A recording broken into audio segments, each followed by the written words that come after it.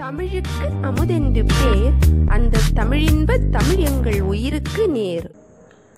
Hello friends, இன்னைக்கு ஓணம் பண்டிகை. இந்த ஓணம் பண்டிகையை செலிப்ரேட் பண்ணக்கூடிய எல்லாருக்கும் நம்ம தமிழ் ஆல்ரவுண்டர் அப்பட்டக்கர் சேனலின் சார்பாக இனிய ஓணம் பண்டிகை வாழ்த்துக்கள். இந்த ஓணம் பண்டிகை ஸ்பெஷலாக ஒரு பாயாசம் செய்ய போகிறோம், அதாவது பருப்பு பாயாசம்.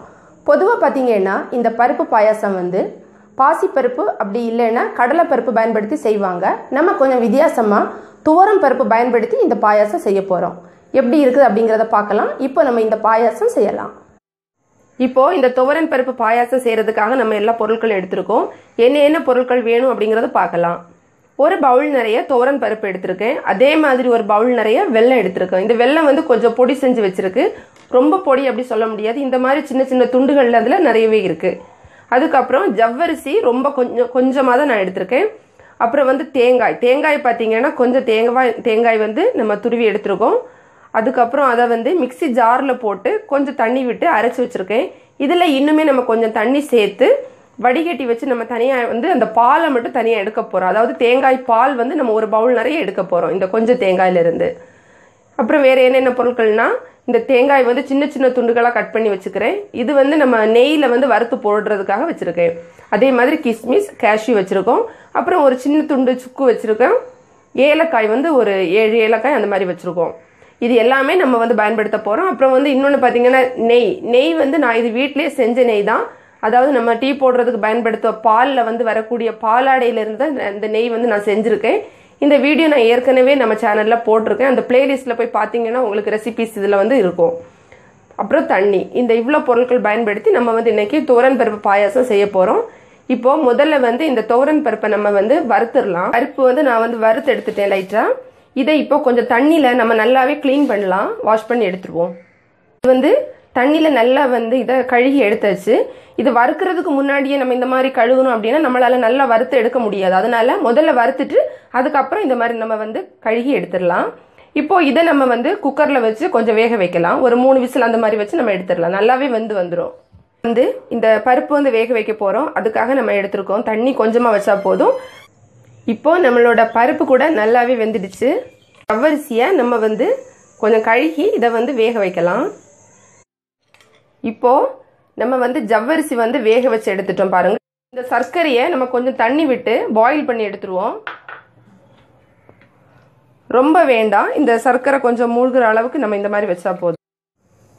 நம்மளோட வெள்ளைப்பாகு ரெடி ஆயிடுச்சு. இது கொஞ்சம் சூடு ஆறட்டும். அதுக்கப்புறமா நம்ம இதை வடிகட்டி வச்சு தனியாக எடுத்துடலாம். சுக்கு, ஏலக்காய் 2 நான் கொஞ்சம் பொடி பண்ணியிருக்கேன். அதாவது ரொம்ப நல்ல பவுடர் பண்ணலை, லைட்டாக தான் கொஞ்சம் இது பண்ணி வச்சுருக்கேன். நீங்கள் தேவைப்பட்டுனா நல்லா கூட பவுடர் பண்ணி எடுத்துக்கலாம்.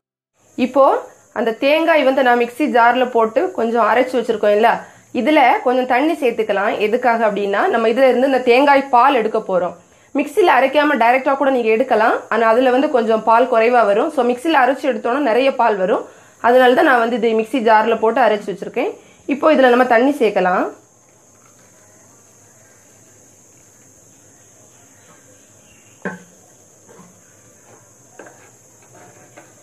இப்போ ஒரு வடிகட்டி இந்த மாதிரி வச்சுட்டு இந்த பாலை நம்ம அரைச்சு எடுத்துடலாம்.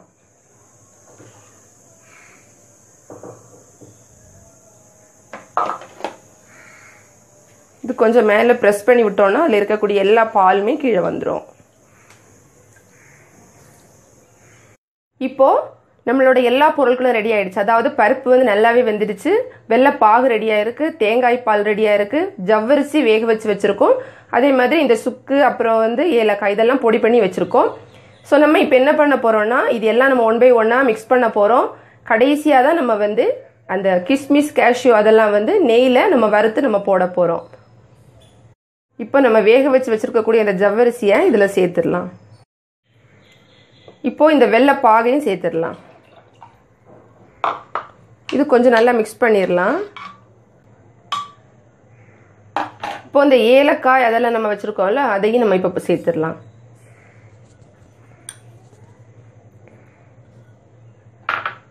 இப்போ ஒரு வாட்டி மிக்ஸ் பண்ணிவிட்டு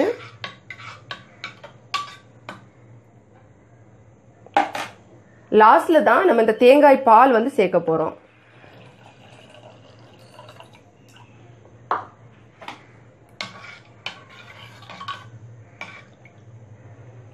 இப்போ இந்த தேங்காய் பால் சேர்த்ததுக்கு அப்புறமா நம்ம கொஞ்சம் ஸ்டவ்ல வச்சு இதை வந்து பாயில் பண்ணுவோம். பாயில்னா நல்ல பாயில் ஆகக்கூடாது, கொஞ்சமா லைட்டா சைட்ல வந்து பபிள்ஸ் அந்த மாதிரி வந்த உடனேயே நம்ம வந்து ஸ்டாப் பண்ணிடணும். ரொம்ப பாயில் ஆகக்கூடாது.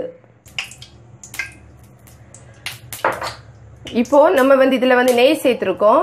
வந்து தேங்காய், அப்புறம் வந்து கிஸ்மிஸ், கேஷ்யூ இந்த மூணுமே போட்டிருக்கோம். முதல்ல வந்து தேங்காய் போடணும், அதுக்கப்புறமா அது கொஞ்சம் கலர் சேஞ்ச் ஆனதுக்கு அப்புறமா கேஷ்யூ போடணும், லாஸ்ட்ல தான் கிஸ்மிஸ் போடணும். இப்போ இது ரெடி ஆயிடுச்சு. இது நம்ம ஆஃப் பண்ணிடலாம். பாருங்க, இப்போ இந்த பாயசத்துல வந்து லைட்டா பபிள் வர ஆரம்பிச்சிருச்சு. ஸோ இது நமக்கு வந்து கரெக்டான ஒரு ஸ்டேஜ் தான். இது வந்து இப்போ நம்ம ஆஃப் பண்ணிடலாம். அதனால இப்போ நம்மளோட பாயாசம் ரெடியா இருக்கு. இதுல வந்து நம்ம வறுத்து வச்சிருக்கக்கூடிய அந்த கிஸ்மிஸ் அதெல்லாம் நம்ம வந்து இதுல போட்டுடலாம்.